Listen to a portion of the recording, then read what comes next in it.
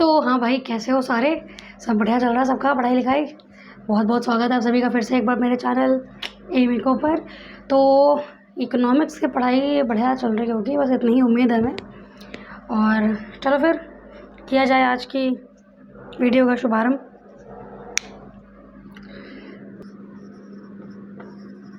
Shift in AD. तो आज का हमारा टॉपिक है कि एग्रीगेट डिमांड में शिफ्ट क्यों होता है। तो लास्ट वीडियो में हमने क्या किया था कि एग्रीगेट डिमांड क्या होता है, इसको डिराइव कैसे करते हैं और ये सब बताया था, राइट। तो हमने कहा था कि हम shift in aggregate demand next class में बताएंगे। तो बहुत ही छोटा टॉपिक है ये, बहुत ही आसान सा टॉपिक है ये। तो चलो फिर जल्दी से शुरू करते हैं इसको और ख़त्म कर देंगे 5 मिनट में, ठीक है।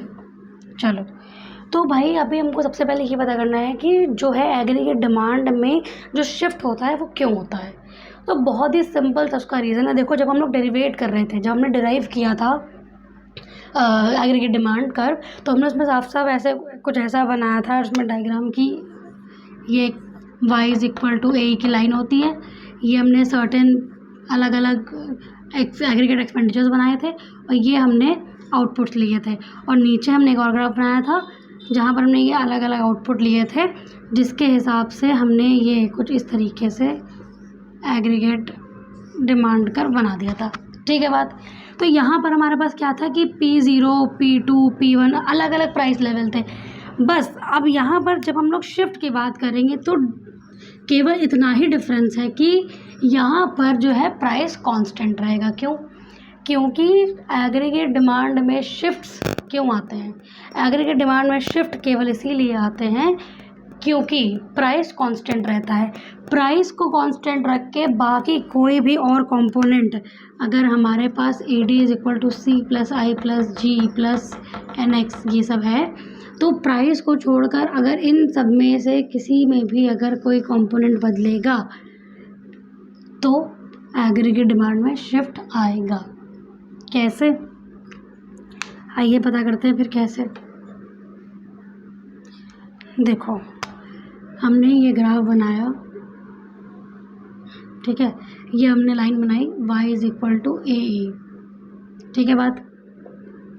ये हमारा सर्टेन इनिशियल जो है कि c plus I plus G plus N x है, ठीक है। सिमिलरली हमने नीचे एक ग्राफ बना दिया। ये हमने, ये आउटपुट है ना y1, ठीक है। इसी को हम ले आए नीचे इस तरीके से। एंड प्राइस इज़ कांस्टेंट, ये प्राइस कांस्टेंट है। जब ये प्राइस कांस्टेंट है, ये हमारा y1 है। अब ये पूरी हमारी कहानी चल रही है। अब क्या है, हमने क्या बोला कि मान लो गवर्नमेंट ने अपने एक्सपेंडिचर बढ़ाए, गवर्नमेंट ने एक्सपेंशनरी फिजिकल पॉलिसी लगाई और अपना एक्सपेंडिचर बढ़ाए। एक्सपेंशनरी फिजिकल पॉलिसी में गवर्नमेंट अपने खर्चे बढ़ाती है, ठीक है। तो मान लो पहले सर्टेन गवर्नमेंट एक्सपेंडिचर था जी, अब गवर्नमेंट ने थोड़ा सा खर्चा बढ़ाया, तो अब जो खर्चा हो गया वो क्या हो गया, डेल्टा जी। डेल्टा जी मतलब पहले जो गवर्नमेंट एक्सपेंडिचर बना रखा था उससे ज़्यादा जो भी इसमें इंक्रीमेंट हुआ हो। तो यहाँ पर क्या होगा, यहाँ पर इस लाइन में जो ये सी plus I plus G plus N की लाइन है, इसमें डेल्टा जी ऐड कर देंगे तो फिर वो न्यू वाला जो एग्रीगेट एक्सपेंडिचर है वो निकल आएगा। किस तरीके से, देखो ये जो लाइन होगी इसमें हम लोग क्या करेंगे, C plus I plus G plus N X plus delta G. Delta G क्यों? क्योंकि जी पहले से कोई सरकार ने कोई इन्वेस्टमेंट कर रखा था किसी उसमें, बट अब सरकार ने अपना एक्सपेंडिचर बढ़ा दी, तो जो बढ़ा हुआ एक्सपेंडिचर है वो क्या है, डेल्टा जी। तो ये जो लाइन हो गई ये किसकी हो गई, ये लाइन किसकी हो गई, सी plus I plus G plus delta जी, मतलब कि जो हमने बढ़ा के जो एग्रीगेट एक्सपेंडिचर आया है उसकी लाइन है ये। तो अब जो है यहाँ पर जब ये इक्विलिब्रियम आया है कुछ इस तरीके से y2 सपोज, और जब हम इसको ये ले लेंगे, प्राइस कांस्टेंट है, तो अब हमारा जो एग्रीगेट एक्सपेंडिचर है, मान लो पहले ये था, अरे यार ये मान लो ऐसे ये था, ठीक है। अब वो एक्सपेंडिचर यहाँ शिफ्ट होकर कहाँ चला गया है, ये आपका AD1 है, ये आपका AD2 है।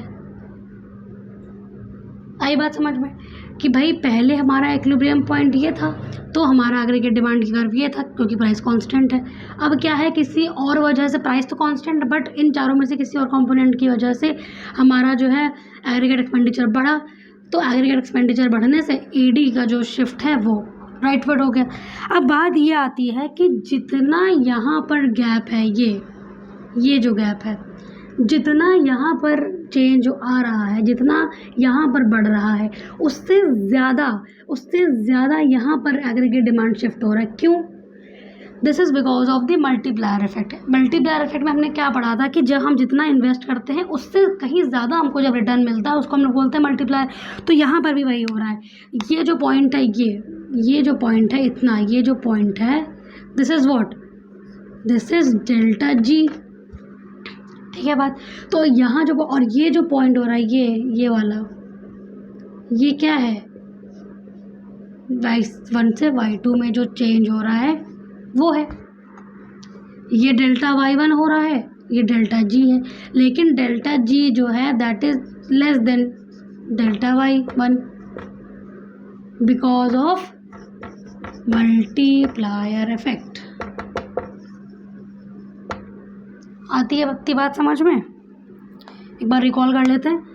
ये ओरिजिनल लाइन थी C+I+G+NX, इसमें अब गवर्नमेंट ने कोई और खर्चा किया, तो नेक्स्ट जो लाइन थी जो इंक्रीज्ड एग्रीगेट एक्सपेंडिचर था वो हो गया C+I+G+NX प्लस डेल्टा जी, जिसकी वजह से इक्विलिब्रियम पॉइंट यहाँ से यहाँ पर शिफ्ट हो गया।